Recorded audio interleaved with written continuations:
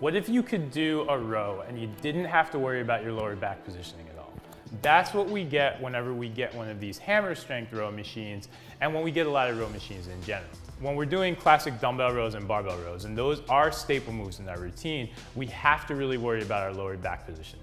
We have to make sure that we're in a nice, safe spinal position, and in some ways that takes away from our ability to focus on our lats and focus on our mid-back. We're not really able to squeeze with a heavy weight at the top of a movement when we're doing that dumbbell row or the barbell row, and point blank, we just can't go as heavy. But when you come over to one of these hammer strength style machines, and there are lots of variations similar to it, we're gonna be able to take our lower back out of the equation from a stability factor, and we're gonna be able to focus a little bit more on the squeeze at peak contraction. That's the biggest advantage of getting on the hammer strength row. The other advantage of the hammer strength row is we can get a much better stretch on our lats. We can also focus a little bit more on the overall contraction. And we wind up getting to load up a lot of weight on here as well, which adds a little bit of fun and variety to your routine. You are still training the same muscles that you train on any other row. So you're gonna get a lot of mid-back muscle, your lats are gonna wind up firing. We're gonna hit a little bit of rear delt in this as well, and your biceps and forearms are working. You're gonna get a little core emphasis out of this too, and your lower back still can play a role in this row, which I will show you later. One of the greatest things too is that this exercise works for a variety of populations. Bodybuilders, strength athletes, anybody who wants to get super strong, you can come over here, load up a lot of weight, you're gonna get a lot out of it. If you're somebody who's a little bit more into functional training, you can use this to support your dumbbell and barbell rows. Because we're gonna be able to get a little bit more weight on here, that can help expose your body to those heavier weights. When you go back to your dumbbell and barbell row, you're gonna be that much stronger. And if you're a beginner, we can still come over to this exercise. We get to work on loading up a little bit without having to worry so much about our lower back. So we get a lot of benefit of just exposing our beginner body to a little bit of a heavier weight, even though we want to be especially attentive to our form if we're a beginner. Now, how do we set up for this row? It seems simple, but the last thing I want you to do is just sit on the machine and start banging out reps. We want to think about a couple things, the first of which really is the seat position. So essentially what we want to do when we get into this row is we want to have our mid-chest up against this pad. We're using this pad for two things. One, it's going to provide feedback to us. If my chest starts to come off the pad, I'm conscious of that, and I want to make sure that I'm in control of that and I realize that it's happening. Two, is this is going to stop us from going forward, and that's going to allow me to get a good stretch on my row reps. So we want to make sure that essentially this pad is up about to the midpoint of our chest, and that's what we want to think about as we're setting the seat. Now, in terms of leg position, there are a couple things we can do, and all of these are acceptable, so find what's comfortable for you as you're doing this. We can essentially get into our position and stand in the machine. We can also do this as a seated kind of row. We can also take a stagger stance. Any of these are fine. The two things I want you to think about, regardless of that position, is just creating tension. We are not in a lazy position, even though this is a machine. From there, we're gonna grab the handles, and as you can see, there's a lot going on with these handles, so there are a couple different ways that we can approach this. In general, you're going to be strongest when your palms are in neutral. So that's going to be your standard position. That's going to involve a little bit more lats as we row.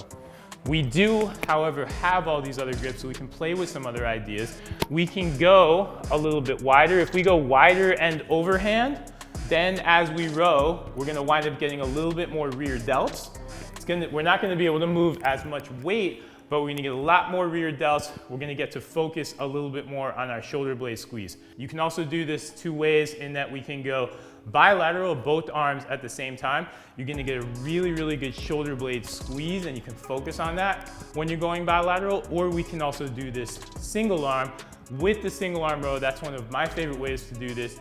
We can go really, really heavy with that. We're gonna get a really good stretch, and then we get that good pull back, and we can also focus on pulling back a little bit more. Once we figured out our setup and we figured out where we want to kind of grab these handles and attack this row, the motion from there is relatively simple. All we're going to do, we're going to breathe our abs into the bench, try to drive our chest into that pad, squeeze through our glutes, get a little bit of forward motion here. Let the bar kind of pull you forward. It's gonna give you a nice stretch.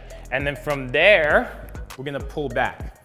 As you're pulling back, I want you to think about driving your chest into the pad, especially at first and especially at lighter loads. There is nothing wrong overall with getting a little bit of hinge into this motion, because when we row in general, when we pick something up, our lower back is going to be a little bit involved in that. So you can get that involved at higher weights. But when we're at a lower weight, what I want you to really focus on doing is keeping your abs nice and tight, driving chest into the pad, and then pulling back. This is a good row too, to think about driving your elbows back as far as you possibly can. And one of the other strengths of the hammer strength row is the fact that because we don't have any load on our spine, when you get to that back point, think about pausing and getting a good 1 to 2 second squeeze at peak contraction. I can't get that on the dumbbell row. I can't get that on a barbell row, especially if I'm going heavy, but I can get that here. And that's one of the reasons that I really wind up loving the hammer strength row. In terms of reps and sets, this is a versatile exercise. I want you to think 2 ideas. Think either first or last. So we can make this the first exercise in any back workout or any upper body workout that we do. And in that case, we're gonna go heavy. We're gonna think about going, say, 4 sets of anywhere from 6 to 10 reps and make it nice and challenging.